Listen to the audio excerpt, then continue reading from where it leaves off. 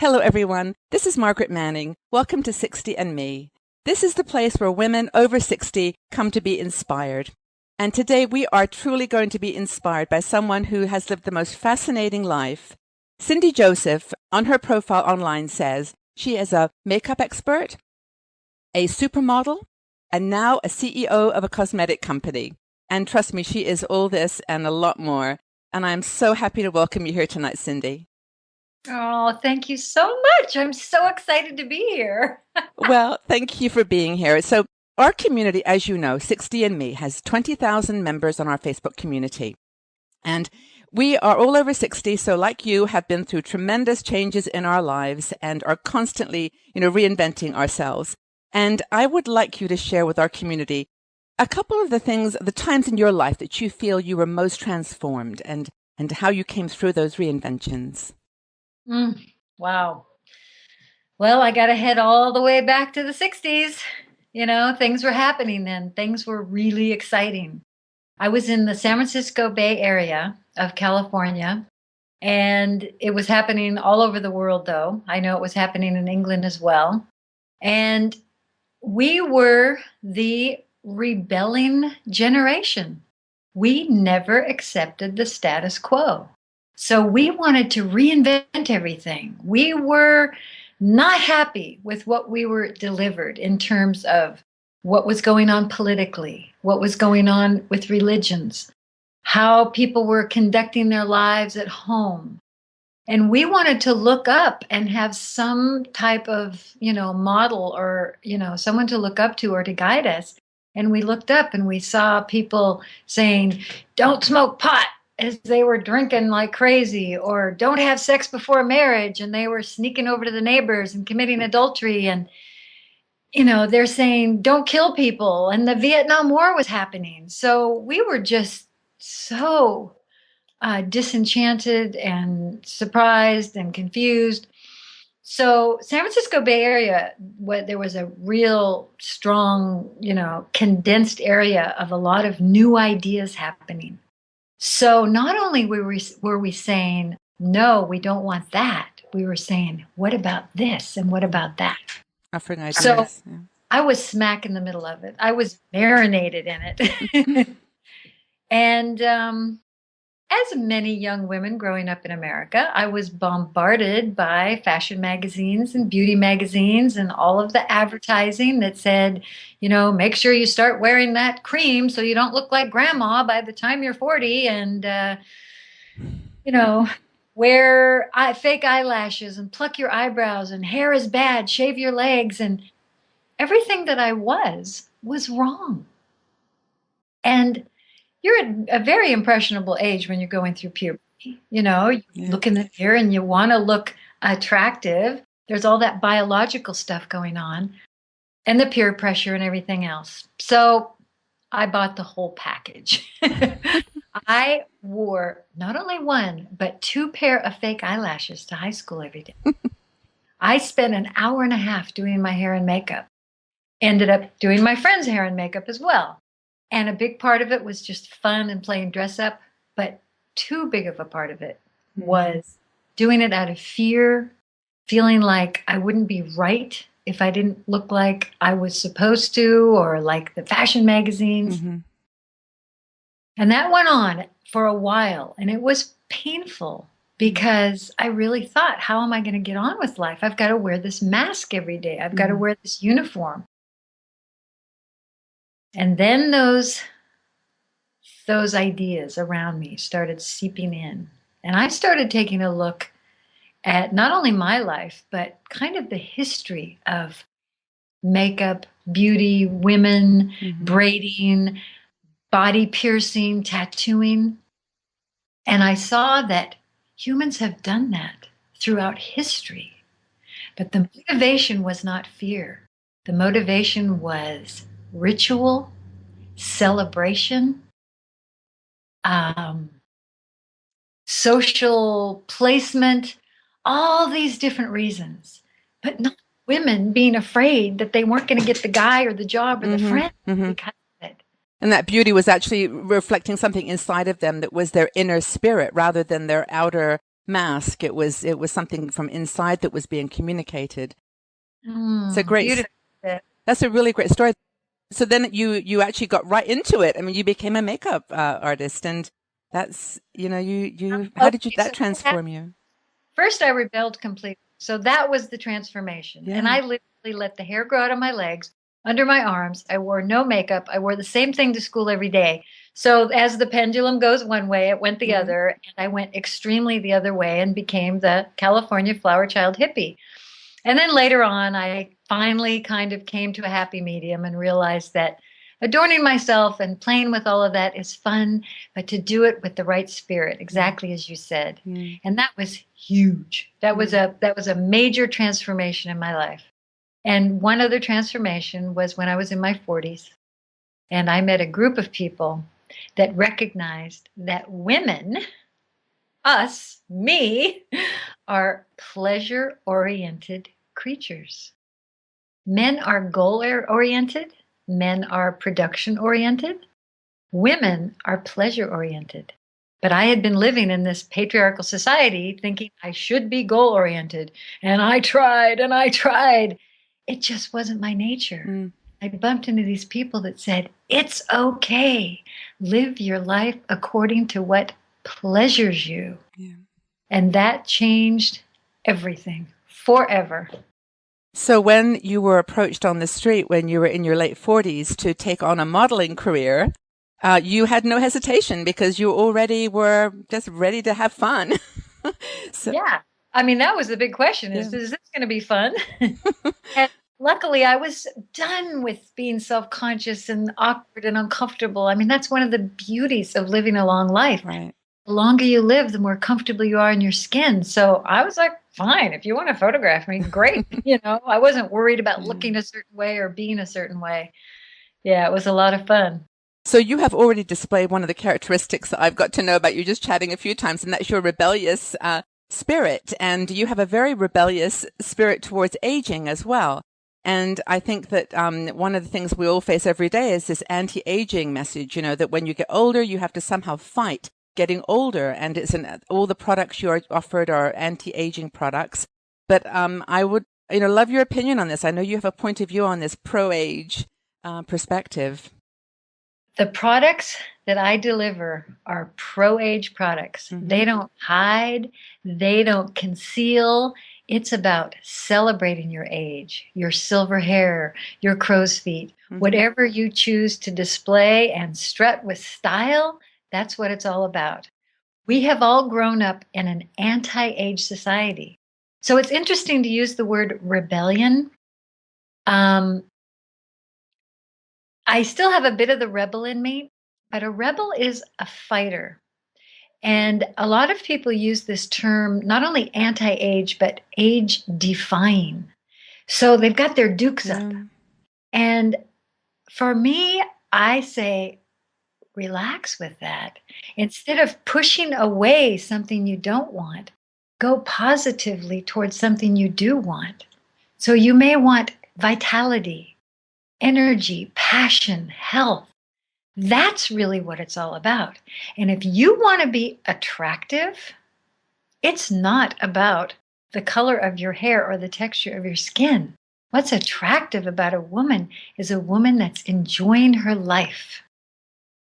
And I discovered that by working in photo studios all day, every day for 25 years with the superstars. I was there with Cindy Crawford, Naomi Campbell, Susan Sarandon, all the supermodels, all of them. And funny enough, we worked on them for not only 3 to 5 hours to get the makeup and the hair and the clothes and everything perfect. All of that, none of that mattered if the subject to be photographed was not feeling good Mm-hmm. about herself. Mm-hmm. And it was amazing because a girl could walk in with basically nothing, messy hair, greasy hair. We'd throw her in front of a camera for a quick Polaroid. And if she was feeling it, she was stunning. She would And glow. then Mm-hmm. by the time we were done with all that, if she wasn't, and we see it in each other all the time. We see it in our girlfriends, our daughters, our sisters, our mothers, the stranger on the street. You can tell. You can tell when a woman is feeling good inside of her skin. I think that what you said is, I mean, it's so inspiring and it is so true. But I think a lot of women over 60 really start to question what their value is in life. They start to, it gets harder to express that beauty and that naturalness and that happiness because you are, kind of all the time confronting these stereotypes of aging and in the workplace. And so that beauty that you're talking about coming out sometimes gets, held back by fear and lack of confidence. And, so how do we, make that leap into Cindy's world, into that world where we just are having a great time and don't care, what the world thinks. How do you think we make that transition? Oh, What are some man. Well, I tips? like to live there as much as possible, but I slip out of there as well as everybody else. And one of the things I like to make really clear is I'm not saying to women, don't dye your hair and don't wear a concealer and all that. I say, honor yourself and do what makes you feel good. Because it's funny, if you dye your hair because you don't feel good with the gray or the silver, you are going to look better. But my point is, you're not going to look better because your hair isn't silver. Mm-hmm. You're going to look better because you feel better about yourself. And that's why I think every woman needs to honor that. Now, part of it is education. Part of it is communicating this with your girlfriends, friends, getting it off your chest. Mm-hmm. Nature happens, time happens, Mother Nature does change you. But you don't have to think of aging, getting older, as getting worse. So when you look at the beauty of a newborn baby, it puts everyone in awe.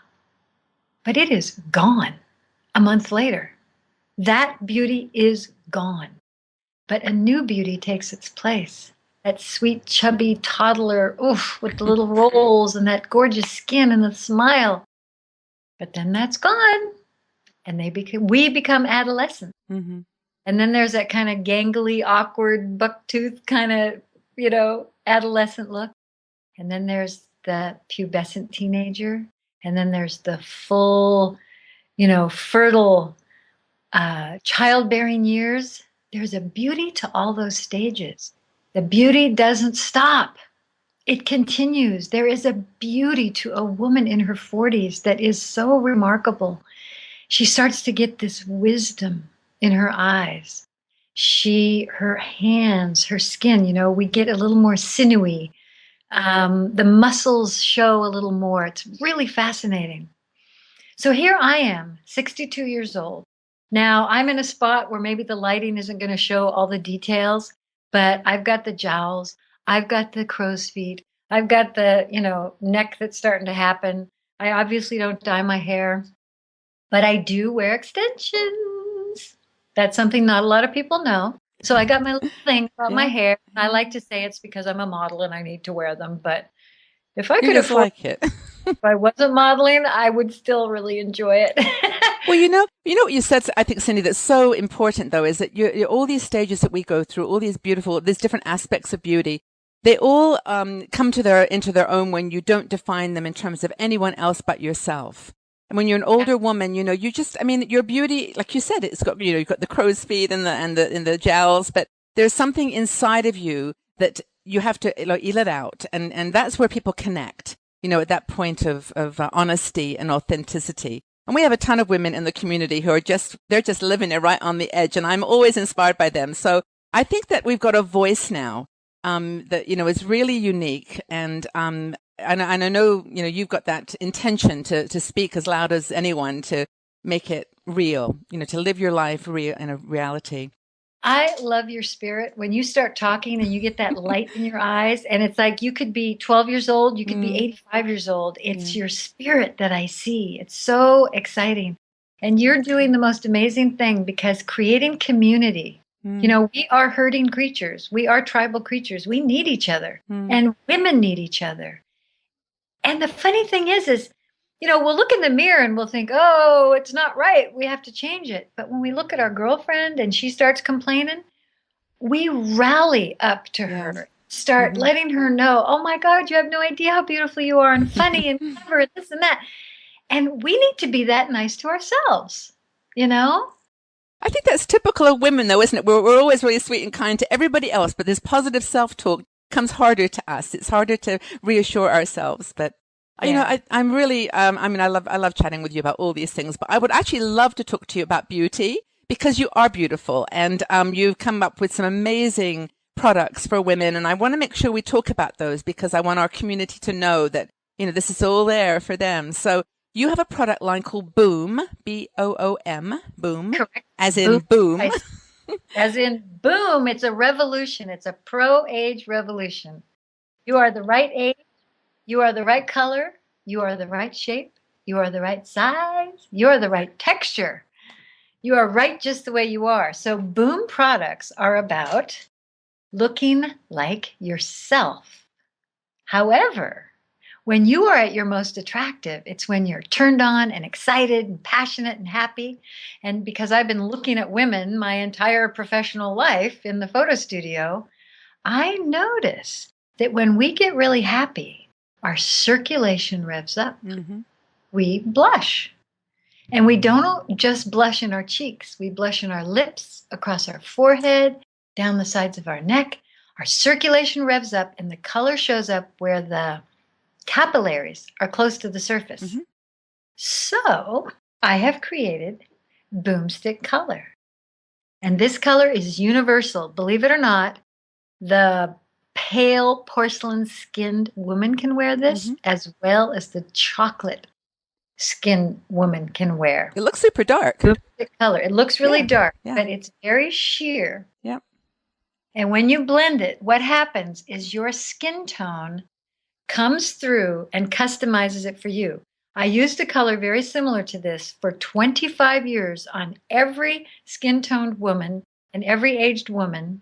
It was a different product, and I created it so everyone could use it and it would be easy to use because it's a nice chubby stick. Mm-hmm. So it's a lipstick, it's a blush, it's an eyeshadow, and I can actually demonstrate. You know, it's so funny, Cindy. I've actually watched your video where you do this, and it's just amazing. So go ahead, please. It's fascinating. You know what? No, it's amazing. People should go to the website and do it Yep. because I really want to tell you really quickly about this is the signature moisturizer. Mm-hmm. This is made by my friends in Hawaii. And they take everything from the beehive and they blend it with olive oil, and that is it. There are no binders, no emulsifiers, no dyes, no additives of any kind. And honey is a natural preservative. So there's honey, there's propolis, there's pollen, a little bit of vitamin E, a little bit of essence of chamomile so it doesn't taste like food because it also has olive oil in it. And you have to stir it up with your finger because there's no binders in it.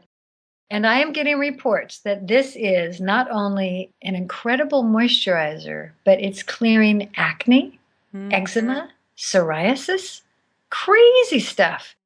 What the bees make is very magical. The propolis is keeps the hive germ free. So it's an antiseptic. It also has a lot of nutrients. Honey holds moisture, attracts moisture, and holds moisture. The properties go on and on. You can go to the website and read all about it. And this is exactly the same thing in a stick, Boomstick Glow. So this I put on at home. You spread it over your entire body, all over your face, all over the delicate skin around your eyes.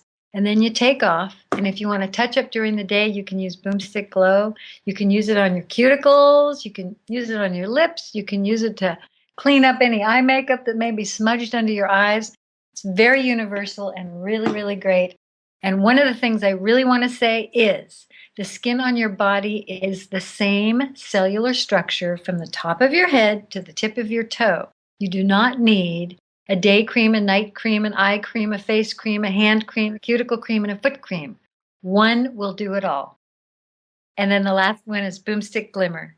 And this is for shimmer and highlight without being frosted and fake. They all come together in the Boomstick Trio. So it's the Boomstick Trio and Boom Silk. And there you go. And you know, and I think, and I like you said, you've done it beautifully. Actually, of course, you're magical with your product. That's fantastic. But I think also what it shows is that you do not need a lot.